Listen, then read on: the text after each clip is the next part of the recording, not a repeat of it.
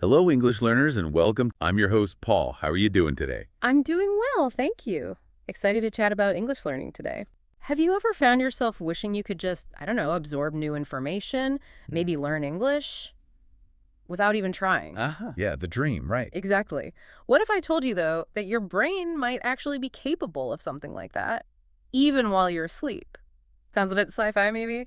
It does sound a bit out there, Yes. but there's actually growing research behind it. Okay, so today we're doing a deep dive, pulling back the curtain on this whole idea of sleep learning. Yeah, we're going to explore how your brain might be processing things overnight, what kind of English audio actually works best for this, and how you can set yourself up to maybe try it effectively. Right, because our mission here is really to show you how you might be able to leverage this kind of effortless technique to give your English skills a boost. hmm Whether you're struggling with vocabulary or maybe pronunciation, or you just want more exposure. It could be a really interesting sort of passive boost to your learning. Okay, so let's jump right in. The big question first. Can we really learn English while we're fast asleep? Well, the short answer is yes, but maybe not how you're imagining it. Okay, there's a catch. There's always a catch. You won't wake up magically fluent, definitely not starting from zero. But, and this is the key part, your brain does seem to continue processing and reinforcing information while you sleep. Okay, reinforcing, not learning brand new stuff cold. Generally, yes. It's more about strengthening things you've already encountered. And it can be surprisingly efficient, this unconscious work. That's fascinating. I always just thought sleep was, downtime. Your brain just switches off. But you're saying it's actually active in this specific way. How does that work? It's pretty incredible, actually. When we sleep, especially during certain stages like deep sleep and REM sleep, your brain isn't just off. Right. It's more like it's actively organizing, rebuilding, strengthening the connections you made during the day. It's the process called memory consolidation. Memory consolidation, like filing things away properly. Exactly. Think of it like your brain running maintenance overnight. It looks at the new stuff you learned, maybe English vocab you studied, reinforces the important connections, maybe prunes the less relevant ones. Hmm. It solidifies things. Huh. So if I put in the effort studying English during the day, Yeah, my brain keeps chipping away at it while I sleep, like a silent study buddy. that's a great way to put it, yeah. And scientists have seen evidence for this. Brains do react to words or sounds played during sleep. React how? Well, they show specific patterns of electrical activity, suggesting some level of processing is happening. So listening to English could potentially reinforce what you've already learned, help those connections stick. Okay, that's pretty compelling. Is there solid research on this, like actual studies showing it works? Oh, yes, absolutely. There's a Wow. well-known study from Swiss researchers, for instance. They had two groups learning new foreign language words. Okay. One group listened to those same words again while they were asleep. The other group didn't. And the result? The sleep listening group remembered the words significantly better the next day. It's pretty clear evidence for this kind of passive reinforcement during sleep. Wow, okay. Significantly better. But hang on. This kind of reminds me of those old subliminal message tapes from back in the day. Weren't those largely well debunked? That's a really good point and an important distinction to make. Yeah. Yeah. Those old claims were often about implanting totally new ideas or behaviors unconsciously. Sleep learning, as the current science suggests, is different. It's really about supplementing active learning. Supplementing, Yeah. reinforcing, not teaching from scratch. Exactly. Yeah. You still absolutely need to put in the conscious effort during the day. Practice speaking, listening actively, doing your exercises. Sleep learning seems to work best as a way to help consolidate what you already actively engaged with. Okay, that makes a lot more sense. It's not magic, it's consolidation support. Precisely. So, knowing that, how should we actually use this? Let's get practical. What kind of audio should you listen to? That seems critical. It really is. The content choice is paramount. You need something clear, definitely slow, and probably quite repetitive. Something easy for a sleeping brain to latch on to. Right. Not trying to follow a complex plot or a fast debate. Definitely not. Yeah. So good examples would be things like basic English conversations, simple dialogues. Like textbook dialogues, maybe? Could be, yeah, especially if they're spoken clearly. Mm. Also, common English phrases or vocabulary lists. That repetition is key for memory. Okay. You could also try podcasts specifically designed for learners, the ones that speak slowly and clearly. Or even audiobooks, but again, simple stories, slow narration. What about things like affirmations, like, I am confident in English? Actually, yes. Positive affirmations in English could be beneficial too. It helps with mindset, which is, part of learning. Interesting. So definitely avoid things like action movies or fast-paced news. Too complicated. Way too complicated. Simplicity and clarity. That's the name of the game. Okay, so you've picked your audio. What about the setup? How do you actually listen? Right, the environment setup is the next step. First off, volume. Keep it low, really low. Like barely audible? Almost. Soft, relaxing, definitely not distracting. Your brain can still pick up on it. Second, and this is important, use a sleep timer. Oh, good point. Don't leave it running all night. No, definitely not. That could disrupt your sleep cycles, especially deep sleep, which you need. Maybe set it for, say, an hour, or perhaps 2 at most. Okay, 1 to 2 hours. Got it. And the device. Headphones. Speaker. Whatever works best for you and won't disturb your sleep.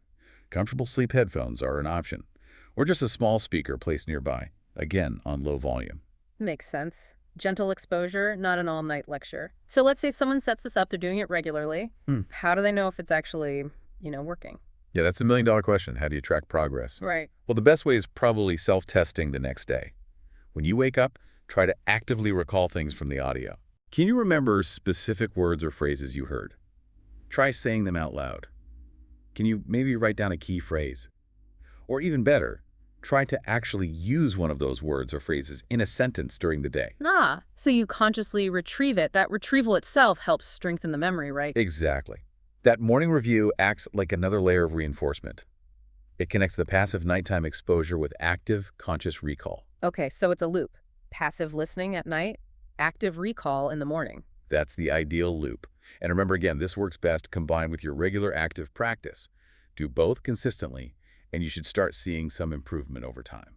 That combination seems really powerful. Okay, let's dig a bit deeper into the content again. We talked about slow, clear, repetitive. Can we refine that even more? What are the optimal kinds of audio? Sure, we can definitely get more specific. Simple, everyday English conversations, as we mentioned, are great. They give you that natural sentence structure, the rhythm, the pronunciation in a realistic context. Yeah, hearing how things actually sound in flow is so different from just lists. It really is. Yeah. And hearing common phrases repeated, vocabulary used in different simple sentences. That repetition just hammers it home gently.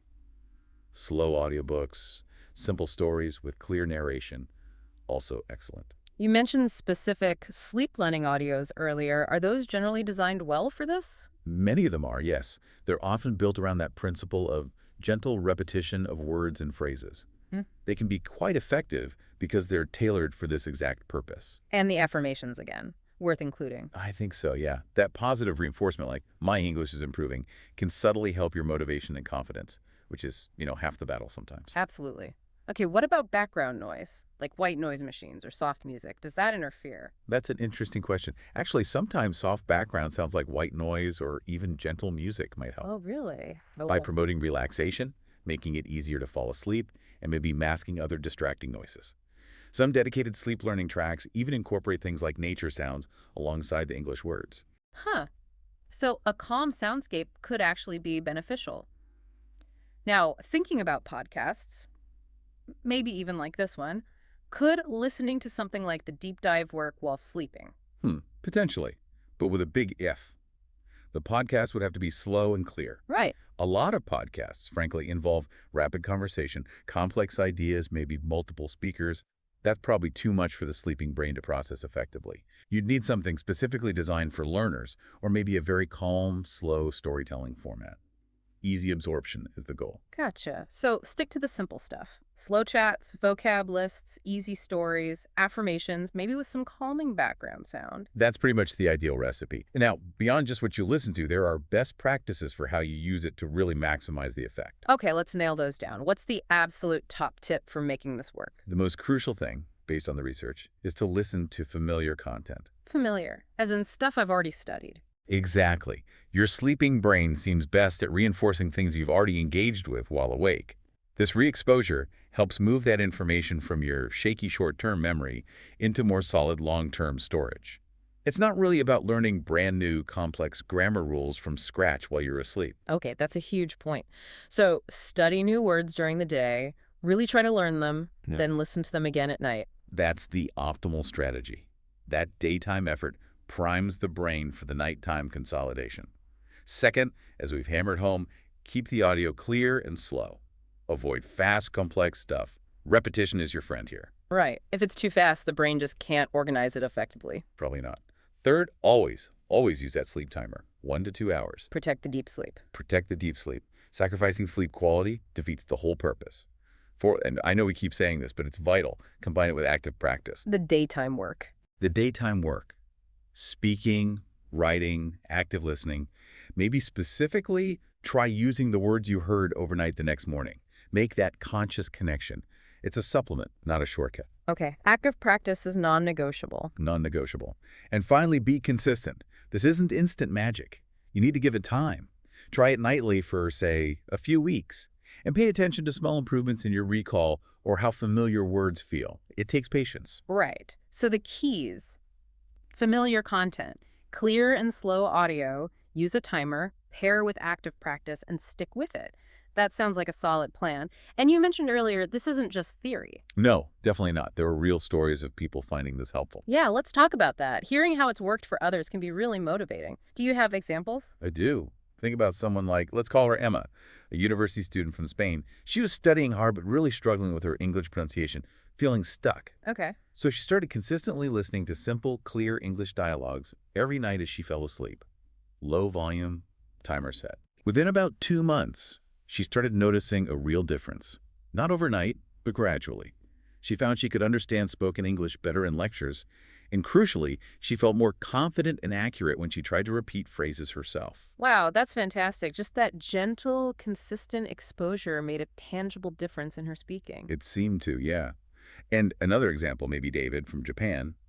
Busy job, not much time for dedicated vocab drills. I think a lot of listeners can relate to that. Right. So he started listening to English word lists, but importantly, with simple example sentences, while he slept. Context is helpful even then. It seemed so. Over time, he reported that words just started to feel more familiar. When he encountered them during the day, or needed to use them, they came to mind more easily, more quickly.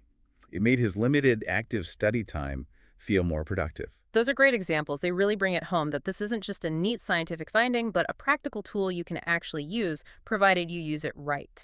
Exactly. They show that when you combine this passive nighttime reinforcement with that essential active daytime learning, you can genuinely enhance your progress. It leverages your brain's natural processes, really. Okay, this has been incredibly insightful. We've covered the science, the how-to, the best practices, the real-life examples. Let's quickly wrap up the main takeaways for everyone listening. Sounds good. So number 1, remember, sleep learning is a supplement. It boosts your active daytime study. It doesn't replace it. Crucial point. Keep studying. Absolutely. Thanks. 2, choose your content wisely. Think slow, clear, repetitive English audio. Simple stuff. Okay. 3, always use a sleep timer. 1 to 2 hours is generally recommended to avoid disrupting your essential sleep cycles. Protect your sleep. Got it. 4, make that connection. Review or try to use what you heard the next morning. It really helps solidify things. Active recall. And finally, number 5, be consistent. Give it several weeks of trying it nightly to really gauge the effects. Patience is key. Perfect summary. So remember, everyone, this won't make you fluent by next Tuesday, but it looks like a genuinely useful, almost hidden tool to support your English learning journey. It's about working smarter with your brain's own capabilities. Absolutely. So if you're listening and you're curious, if you want to tap into this potential and maybe give your English that little extra edge, why not give it a try? Start tonight, even. Find some simple audio. Yeah, pick a simple conversation or some vocab you've worked on, set that timer for an hour, keep the volume low, and see what happens. Make it a habit. You might be surprised. You really might. Keep up the great work with your English. Keep practicing, keep listening, maybe even while you sleep. And we'll catch you on the next deep dive. Happy learning.